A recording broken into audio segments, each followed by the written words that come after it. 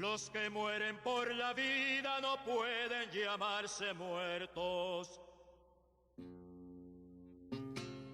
Y a partir de este momento es prohibido llorarlos. Que se callen los redobles en todos los campanarios. Vamos, cumpa, carajo, que para amanecer no hacen falta gallinas, sino cantar de gallos. Compañero, compañero. Los radiantes hilos de oro que despiertan al nuevo siglo penetran los poros de la humanidad, haciendo el artífice de su propia claridad. Es el siglo de invenciones, conquistas y nuevos amaneceres, y en la patria, el aroma de semillas florece al nuevo mundo. Es la fragancia de María Cano, flor del trabajo, el ímpetu de Gaitán, la alegría de Bernardo, la sonrisa de Gira, la esperanza de Antequera y la osadía de Jaime Pardo Leal. En este contexto, nace Gildardo Castaño Orozco, el 27 de febrero de 1948, en la ciudad de Pereira. Al cuidado de su abuela materna, doña Ana Isabel Orozco, transcurre su infancia y juventud, con sus hermanos Edgar, Marta, Jorge, Carlos y Gloria, mientras su progenitora, doña Teresa, dedica sus mejores días al trabajo como obrera de la confección. Gildardo Castaño Orozco realiza su primaria en la Escuela Uribe Uribe, donde participa en un concurso de declamación organizado por la propia institución, resultando ganador del mismo. Termina la primaria en 1959. Venciendo dificultades, se matricula en el Colegio Deogracias Cardona en el año 1960. En esa época, apenas en América Central nacía la Revolución Cubana, que influiría de manera importante en la formación de Gildardo como líder y constructor de nuevas ideas. Este paso deja profunda huella en él, ya que se constituye en la piedra angular para explorar las capacidades de creador y constructor que luego se expresarán en las diferentes formas de organización de la juventud en aquella época.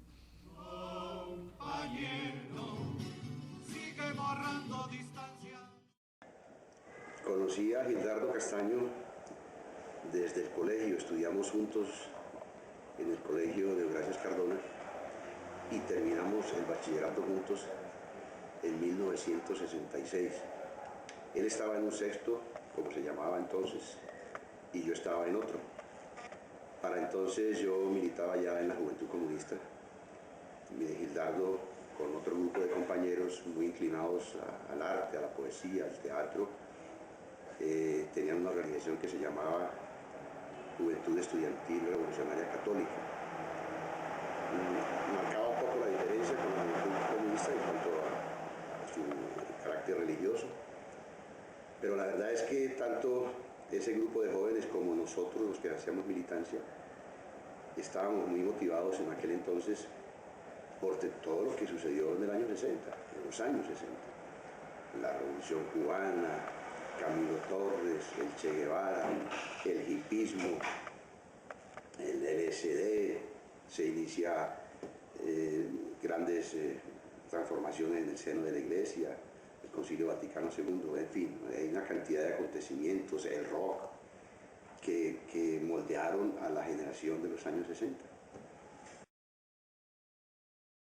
Su proceso intelectual siempre estuvo acompañado por la praxis y el combate callejero. Nunca descartó la importancia de la movilización como mecanismo de presión para alcanzar las más sentidas reivindicaciones de las masas populares.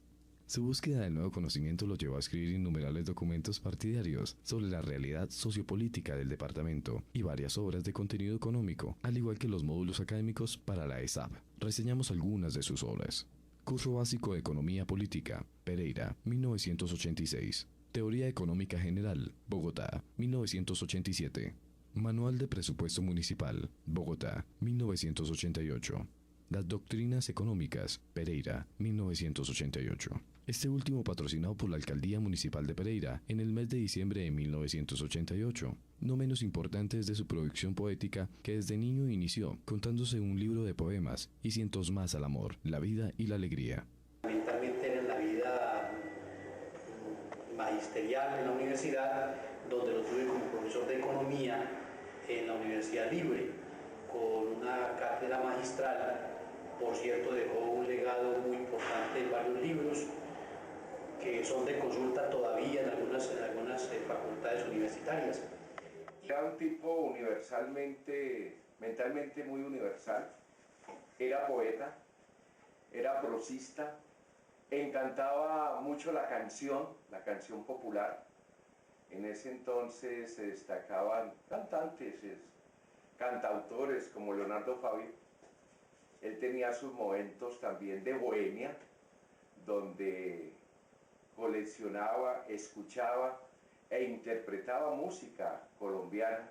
Otra manifestación de su permanente trabajo se expresa en la argumentación teórica y debates que hacía de los proyectos de acuerdo que presentaba en el Consejo Municipal. Que tenía manejo teórico, pero también manejo práctico, una persona que estudiaba, pero también realizaba, un orador, un gran orador, una capacidad de manejo público muy importante, manejo laboratorio, recuerdo mucho también en la parte humana como amigo.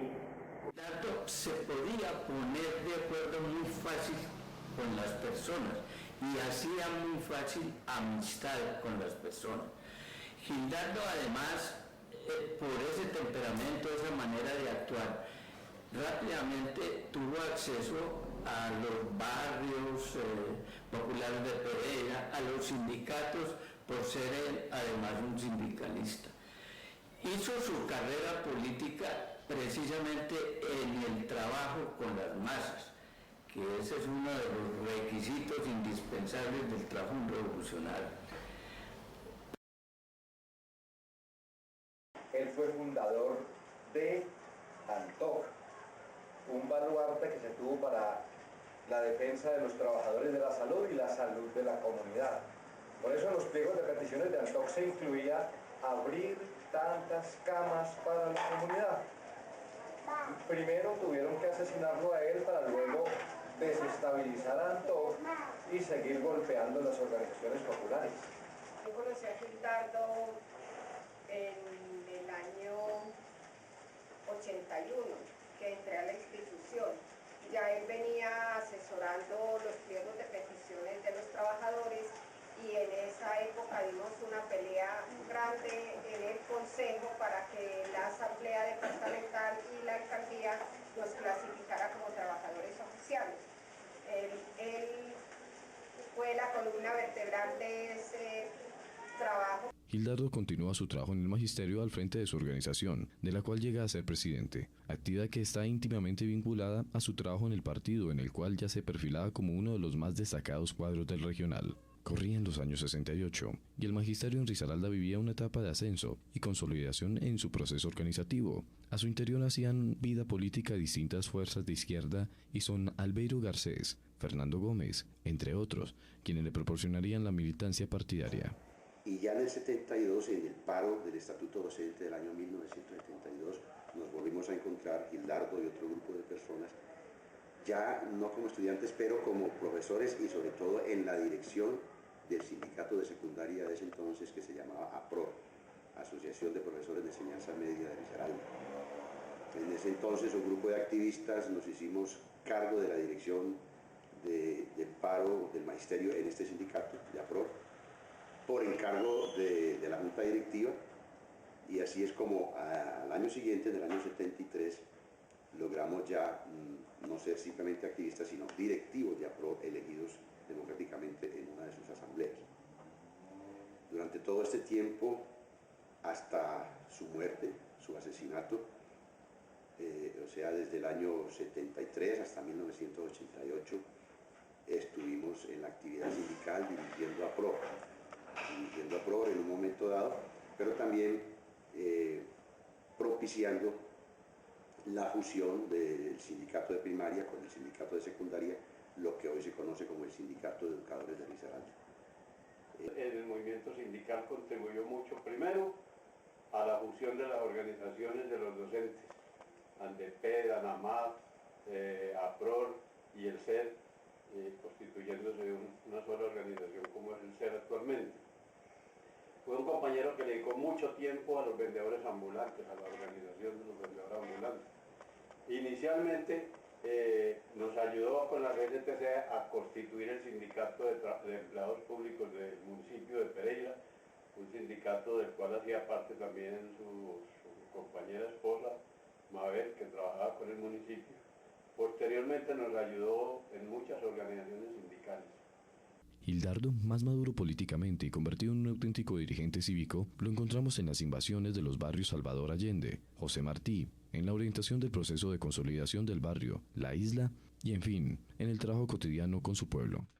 Gildardo Castaño Orozco jugó un papel muy importante en el trabajo cívico barrial, destacando que es allí donde, hablando con la gente, donde se siente la necesidad de la gente, es la única manera como un dirigente pueda de verdad hacer un trabajo en favor de las clases más sentidas y populares. Gildardo fue una persona que siempre estuvo con muy buenas relaciones con todos los diferentes partidos y movimientos políticos en la región, con la clase dirigente, digamos con lo que representa la burguesía y la oligarquía de la ciudad de Pereira. Pero es un hombre que siempre tuvo muy claro que una cosa son sus relaciones personales y otra cosa son sus principios. Fue luchador en los barrios, tuvo que ver demasiado su aporte en la creación de los barrios Isla de Cuba, posteriormente el emigrado, el barrio José Martí, el barrio Santiago Londoño, el barrio Pedro Pablo Bello en el municipio de La Virginia. Bien, a Gildardo tengo muy gratos recuerdos.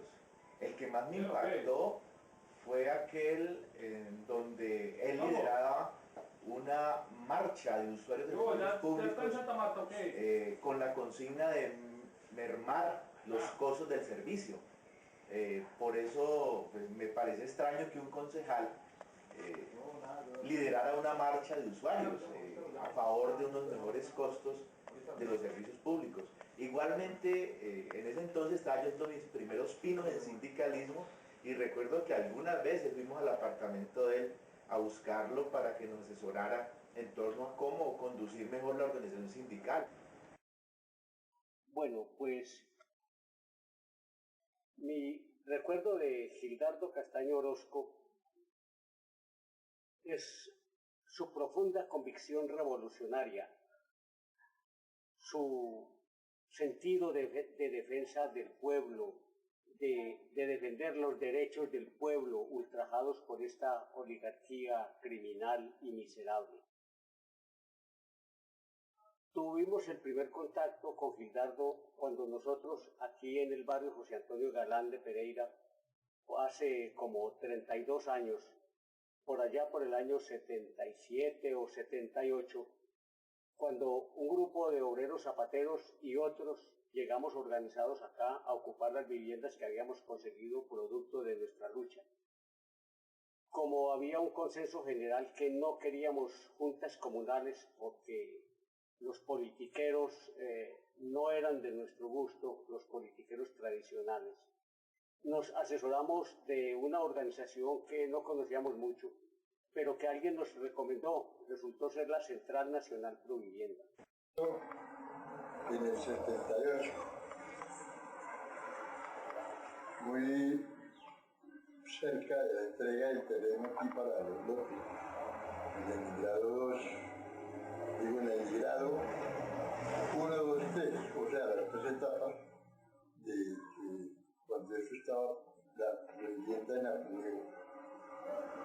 Y él fue mucho lo que ayudó, no solo como concejal, sino como miembro del Partido Comunista. Para nosotros acá en la isla, pues, nos consiguió el vaso de leche para los niños. También nos consiguió las redes eléctricas, para irlas pagando. Tengo una anécdota de él muy hermosa que puso unos contadores en la isla.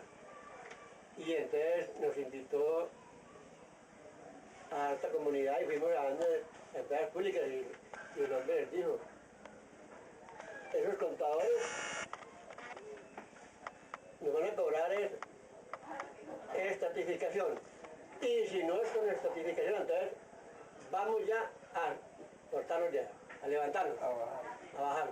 Es una cosa pues que uno recuerda de que no puedo olvidar porque fue un maestro. Me acuerdo que yo La primera charla que tuvimos, que yo tuve con Leonardo, fue referente a la izquierda, a la comunidad. Ahí es donde yo entendí y me di cuenta pues el papel que jugaba la izquierda a nivel del pueblo. De esa orientación tan clara del Partido Comunista a través de Gildardo Castaño y su convicción revolucionaria, salió una comisión que, después de analizar los pros y los contras, decidimos arrancar unos contadores que nos habían impuesto a la fuerza, con policía, y con la presencia de Gildardo, fuimos y le tiramos a las patas en su propio despacho todos los contadores al gerente de empresas públicas. El resultado, pues obviamente eran amenazas, encarcelamientos y todo ese cuento. De todas maneras, la comunidad en ese momento estaba muy organizada aquí en la tercera etapa del barrio José Antonio Galán, y finalmente el gerente tuvo que negociar con nosotros una tarifa fija. Luchas pues que más no recuerdo son las luchas de Provivienda, cuando a Gildardo lo detuvieron porque estuvo acompañando a los compañeros de José Martí en una recuperación de tierras pues para un plan de vivienda. Cuando Gildardo sale de la cárcel, lo estábamos esperando en la Plaza de Bolívar. Allí, al pie del edificio de Santiago Londoño, tenía siempre una plataforma para hablar, para denunciar. Lo recuerdo como concejal. Y el asesinato de Gildardo me dolió mucho porque Pereira y el país perdió a un hombre que tenía unas condiciones muy grandes de líder, pero sobre todo un ser humano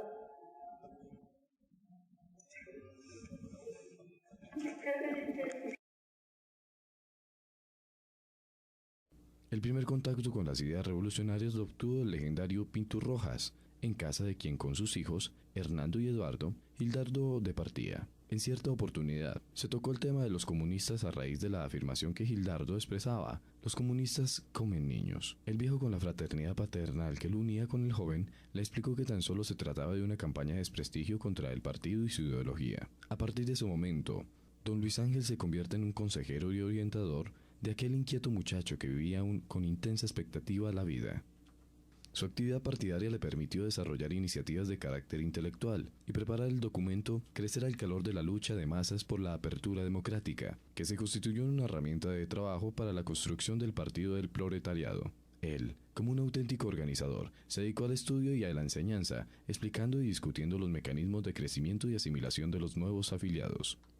Como secretario general del Partido Comunista Colombiano, eso que nos dio una gran lección en el sentido de desarrollar no solamente las tesis marxistas, sino de cómo en la práctica se trabaja con las masas. O sea, no hay dirigente. Si tú eres un dirigente, tienes que tener identidad, y esa identidad es el trabajo con la gente. Y es allí cómo se puede nutrir y cómo se puede avanzar. Gildardo lideró aquí grandes movilizaciones en aquella época en que esta ciudad estaba siendo, digamos, un espacio cubierto por grupos como el de limpieza social, como la Mano Negra. Gildardo hay un papel fundamental, no solamente como concejal denunciando, sino como político, llamando y retando a la clase dirigente de la región para que no trabajara con exclusión de los más pobres y con exclusión de la oposición.